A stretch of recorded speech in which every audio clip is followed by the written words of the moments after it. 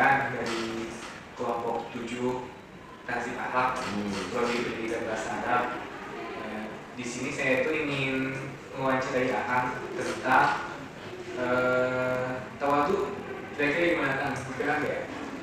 Wah, sebelumnya saya merasa terhormat sekali gitu ya, karena Masya Allah diberikan kepercayaan untuk diwawancarai, walaupun ya saya pun sama ya masih orang seperti itu, tapi Insya Allah terkait tawadu sedikit-sedikit lah adanya, kita sambil sharing, kita sambil berbagi gitu, saling mengingatkan lah, Insya Allah. Ya, alhamdulillah. Sebelumnya kan perkenalan dulu, Akang siapa namanya, dari mana, dari apa? Oke, perkenalkan saya itu nama saya Adi Suryadi, saya berasal dari Cianjur, ya yang kemarin terkenal musibah Ihtijaj.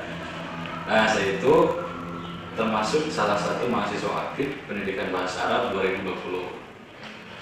Masya Allah, memang salah satu mahasiswa aktif kan di pendidikan bahasa Arab.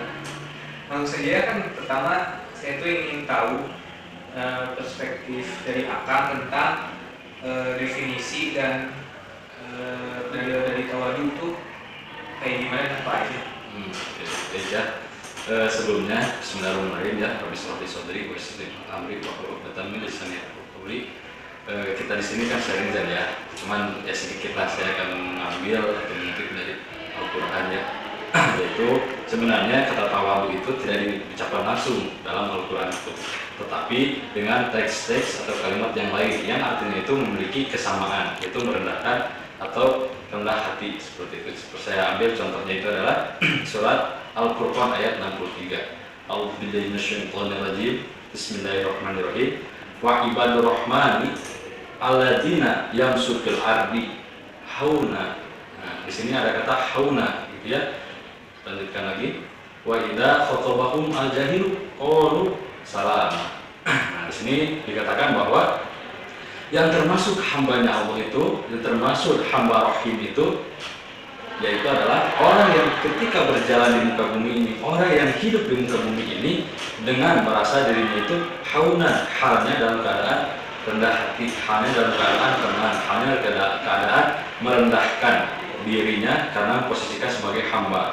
Jadi di sini itu mengindikasikan adanya persamaan antara hauna dengan sikap tawadu, yaitu keduanya itu sama-sama merendahkan hati, merendahkan posisi kita terhadap sesuatu yang lebih tinggi, ya yaitu disitu posisinya adalah Allah Subhanahu wa Ta'ala. Karena kan di awalnya wa ibadur rahman, jadi yang termasuk hamba Allah itu adalah hauna, yang memiliki sifat rendah hati atau memiliki sifat merasa dirinya itu seorang hamba, yang mana dijelaskan juga ya di surat Al-Isra ayat 37. Nah, ini seperti kebalikannya dan yang mana la tamsi fil ardi maraha. Nah, yang tadi hauna, sedangkan sekarang itu maraha, seperti kebalikannya, kebalikan dari hauna, yaitu maraha itu dengan sombong atau dengan angkuh gitu. Jadi ya, sama walaupun keduanya yamsi, yang tadi pun yamsi, tapi maksud di sini itu bukan hanya sekadar berjalan, tapi lebih kepada bagaimana kita hidup, bagaimana kita menjalankan kehidupan di muka bumi ini, seperti itu. Nah, marah di sini kan angkuh, sombong dengan tinggi hati.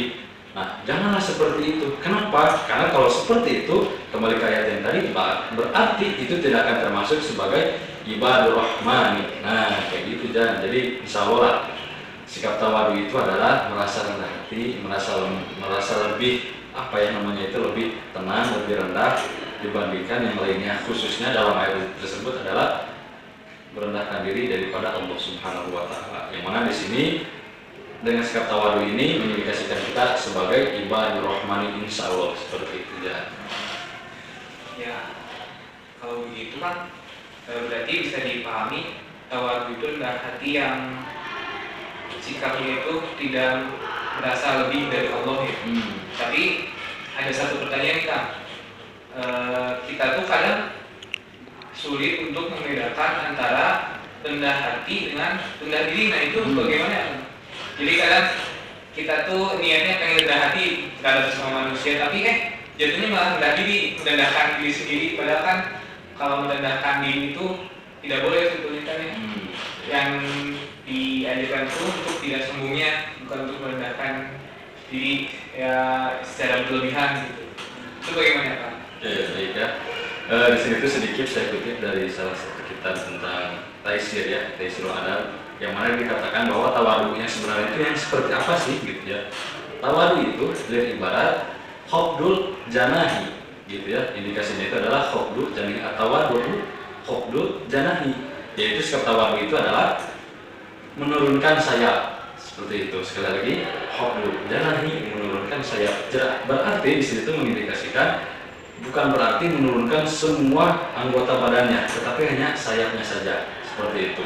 Sayap di sini adalah alat untuk bisa terbangnya seekor burung gitu kan ya. Sehingga mengindikasikan dalam kehidupan pun gimana nih cara membedakan rendah hati dan rendah diri, atau istilahnya tidak menghargai kemampuan diri sendiri. Nah, seperti itu kan ya. Disinilah dikatakan tawadu di sini adalah ibaratkan menurunkan sayap, mengindikasikan bahwa rendah hati itu tidak semuanya merendahkan apa yang kita miliki, tapi ada kalanya misalkan dilihat dari segi apa ya, aduh alhamdulillah saya paham ini, akan tetapi wah kayaknya orang lain lebih dari saya nih. Nah seperti itu. Jadi dengan cara mensiasati, kita itu pengen terbang tapi wah ada orang lain yang jauh lebih ini, jadi nantinya itu akan ada sifat husnuzon kepada orang lain.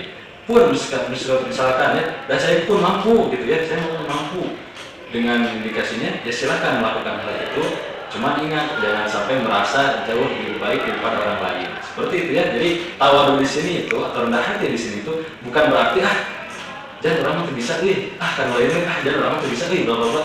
Bukan seperti itu, tetapi lebih kepada oke lah boleh dibantu Zan. Cuma kayaknya yang lebih paham itu si A, si B, si C. Nah seperti itu. Tetap mengepakkan sayapnya gitu ya. Tetap memberikan indikasi dirinya itu bisa terbang gitu ya. Tapi dengan indikasi menurunkan karena ada orang lain yang lebih paham, yang lebih ahli seperti itu.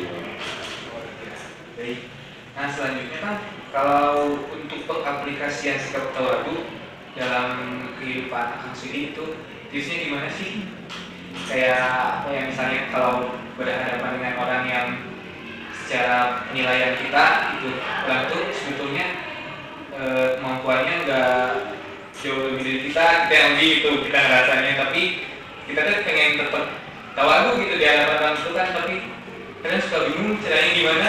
Kalau misalnya kita kalau sama yang lebih jago kan lebih gampang gitu, kalau sama yang kita anggap mereka tuh gak lebih deh ini mah dari gimana gitu.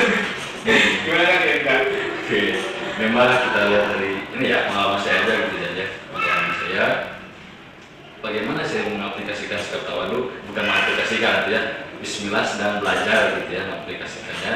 Itu sebelum yang tadi ya, cuman untuk melatih tawadu itu yang pertama posisikan kita khususnya kepada guru-guru kita bahwa mereka itu adalah guru kita. Jadi memposisikan kita itu hanya sebatas murid, hanya sebatas santri. Sepintar apapun kita tidak akan bisa mengalahkan guru. Karena ada pepatah kan, pundak itu tidak akan bisa melebihi kepala kan gitu ya. Seperti itu yang pertama ya. Jadi mengindikasikan dan saya gitu ya, hanya seorang murid. Begitupun guru ternyata ada kalanya keliru, sedangkan persepsi saya benar gitu ya. Walaupun terlepas dari itu, tetap posisi kita itu hanya sebatas murid, itu lebih rendah daripada seorang guru. Nah terkait yang tadi ya, konflik yang luar biasa ya. Ini memang sering terjadi gitu ya. Cuma kalau saya siasatinya bagaimanapun di sini tuh saya misalkan saya itu jauh lebih tahu dari pihak Rizal ya, kayak tadi itu ini jelas itu lebih rendah dari saya kan gitu ya. Caranya itu dengan cara bagaimanapun saya memposisikan bahwa keilmuan apapun yang saya tahu yang mana belum tahu oleh orang tersebut itu hanyalah sebuah titipan seperti itu, sehingga tidak akan ada indikasi atau hati kita itu merasa sombong karena ya istilahnya ini mah sebatas titipan gitu ya, titipan dari Allah. Jadi karena ini titipan ya kita harus bisa berbagi dengan tanpa merasa orangnya bagi-bagi duit ya bla bla bla. Beda ya sama dengan orang ya alhamdulillah ya titipan gitu ya, iya masih ada titipan di si A. Nah seperti itu. Beda dengan misalkan kita tuh sengaja banyak uang lalu terus bagi-bagi uang, ini tak duit di orang ya. Nah kayak gitu kan, seperti ini ada titipan sedikit atau mohon diterima kan seperti itu. Jadi penerimaan bagi seorang yang belum tahu tadi itu ya istilahnya yang lebih rendah dari kita pun akan akan lebih mudah diterimanya, akan lebih merasa terhormat seperti itu. Karena bagaimanapun menghargai bahwa kita itu hanya sebatas titipan, itu yang pertama. Yang kedua, setiap saya berbicara dengan orang seperti itu, saya itu tidak akan pernah lupa berbicara seperti ini, Zat. Sebelumnya, maaf ya, gitu. Saya itu bukan lebih pintar, saya itu bukan lebih jago dari Anda, antum, gitu ya. Tapi ada kemungkinan saya itu lebih tahu duluan daripada Anda, sehingga saya bisa tahu hal ini. Namun semoga saja setelah engkau tahu, setelah antum mengetahuinya dari saya, antum bisa lebih cerdas dari saya, antum bisa lebih jago, lebih pandai dalam memahami ilmu tersebut. Jadi seperti itu jalan yang pertama, karena ini ada titipan. Yang kedua, mungkin saya karena memang kebetulan lebih duluan tahu, tetapi tidak mengindikasikan bahwa saya itu lebih pintar dari dia. Semoga, jadi ada perhitungan itu tetap mendoakan. Semoga setelah kau tahu dari saya, kau bisa lebih pintar dan lebih paham lagi. Gitu ya.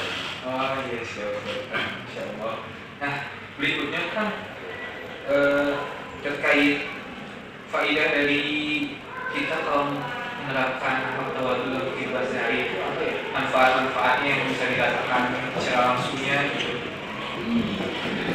Baik ya, sedikit saya kutip bahwa sebelum saya kutip ya, kita pun tahu jadinya istilahnya rendah hati itu, sudah lazim lah, sudah banyak lah kajian-kajian umum gitu jadinya.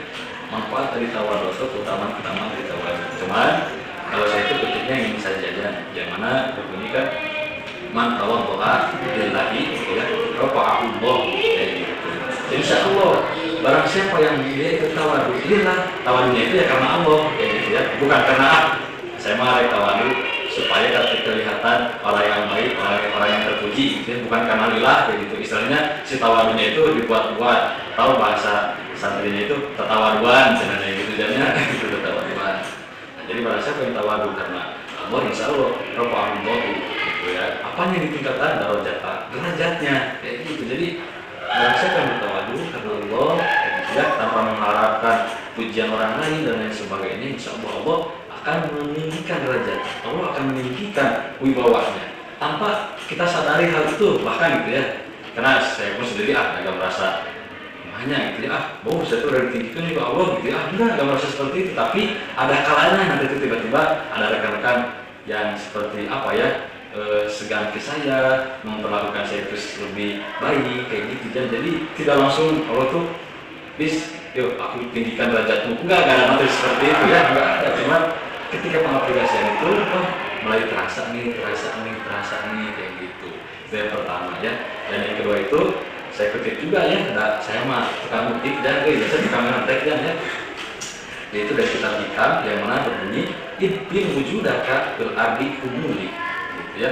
Kuburlah atau tanamlah wujudmu, wajahmu gitu ya, pribadimu fil ardi kumuli, dalam tanah, dalam kerendahan yang kumul, yang amat-amat dalam. Istilahnya yang amat-amat tak bahkan bisa dikatakan katanya itu adalah kerendahan atau kehinaan. Kuburlah dirimu dalam kerendahan yang rendah-rendah, serendah-rendahnya kayak gitu. Kenapa? Karena di sini dikatakan fama nabata mimma lam yudfan gitu ya, la yatimu natajuhu. Jadi segala sesuatu yang tidak, atau istilahnya segala sesuatu yang tumbuh tetapi tidak ditanam dulu gitu. Jadi misalkan ada yang akan menanam pohon atau bunga, tapi minta ditanjurkan dulu kena tanah gitu kan, enggak ditanjurkan kepada tanah yang dalam gitu ya, maka namun layatimu, maka tidak akan sempurna nata juga, hasilnya pun tidak akan sesempurna ya apabila dikubur dulu kayak gitu. Karena kan awalnya pun juga kan dari akar, segala sesuatu itu kan dari akar ya. Kalau pohon itu kalau akarnya mati ya otomatis atasnya mati. Tapi terkadang ketika akarnya kuat, walaupun yang atasnya diterpa angin gitu ya, daunnya kering dan lain sebagainya, tetap itu tuh akan tetap dikategorikan pohon yang hidup karena akarnya masih kuat. Nah, jadi apa natijah yang kita bisa ambil dari kata kita Hikam di sini adalah sekalipun kita memiliki kepintaran ilmu yang begitu banyak kayak gitu ya, jangan lupa tanamkanlah sifat tawadhu itu, tanamkanlah, jadikanlah dasar dari apa yang kita raih dari sikap tawadhu tersebut. Jadi sesukses apapun kita, jangan lupa bahwa kita itu perlu dengan tawadhu. Supaya apa? Supaya hasil dari kesuksesan kita, ilmu kita itu menjadi manfaat. manfaat di sini indikasinya dengan tidak merasa sombong, dengan tidak merasa oh orang pintar, orang bisa kesorangan dia gitu ya. Jadi istilahnya mah tidak membanggakan diri sendiri gitu. Jadi betapa pentingnya sikap tawadhu itu benar-benar harus dijadikan sebuah pupuk, sebuah tanah dasar lah, fondasi lah seperti itu ya, supaya nanti hasil dari apa yang kita dapatkan itu insya Allah berkah, insya Allah mendekatkan kita kepada Allah. Jadi kembali kepada tadi ya, insya Allah menjadikan kita itu sebagai ibadur rahman, hamba-hamba yang diakui oleh Allah seperti itu. Masya Allah. Jadi untuk kalian itu insya Allah kalau mulai secara bertahap. Kalau kita sudah mulai menerapkan dan apalagi menerapkannya secara tepat dan benar, itu cepat atau lambat akan ada hasilnya yang dapat dirasakan gitu. Nah terakhir kan mungkin ada pesan dari Akang untuk kami ini kawan-kawan mahasiswa tentang sikap tawadhu itu seperti apa? Sama ya, sudah saya juga mahasiswa aja. Pesannya itu buat saya dan semuanya terkait tawadhu ya, cuma satu aja sih terkait tawadhu itu. Kalau khususnya di perkuliahan, khususnya mahasiswa, cobalah tawadhu itu tanamkan khususnya kepada guru kita, walaupun ada itu cuma dosen gitu kan, itu bukan ustadz yang benar-benar ustadz istilahnya gitu kan. Tapi tanamkanlah tawadhu itu kepada seorang guru, terlebih khususnya dulu ke seorang guru, walaupun tidak kan dosennya ini gigi, walaupun hal itu ada pada dosen tersebut, tetapi bagaimanapun kita terus benar-benar bersikap tawadhu, jangan sampai dosen ini mah cek dosen itu tapi cek orang mah B gitu ya. Jangan sampai merasa kita tuh lebih benar, jangan seperti itu. Tetap kita harus dengan tawadhu, menghormati kayak gitu, karena bagaimanapun kita posisinya sebagai muridnya, kita posisinya sebagai pelajarnya atau peserta didiknya. Sehingga kan tadi ya, kembali lagi bahwa bahu itu atau pundak itu tidak akan bisa melebihi kepala seperti itu ya. Sekalipun kecerdasan seseorang berbeda-beda, mungkin saja kita ada kemungkinan dan amin ya bisa lebih pintar dari guru kita gitu ya. Namun jangan lupa bahwa guru kita itu lebih dahulu daripada kita, sehingga kita harus menghormati, menghargai dengan menerapkan sikap tawadhu kepada guru kita khususnya seperti itu ya, sebagai bentuk penghormatan. Pun bagi sesama kawan gitu, sudah kan ini biasa dulu gitu aja baru dapat tawadhu kumaha gitu kan. Makanya biasakanlah dengan tanpa merasa ingin sombong, bahwa semua ini hanyalah sebuah titipan, bahwa semua ini mungkin kita itu ditakdirkan bisa lebih tahu, bisa lebih pintar itu sebagai bukti kita itu untuk memenuhi kebutuhan orang lain. Kayak gitu kan, Allah itu memberikan apa ya hambanya butuhkan, bukan yang hambanya inginkan.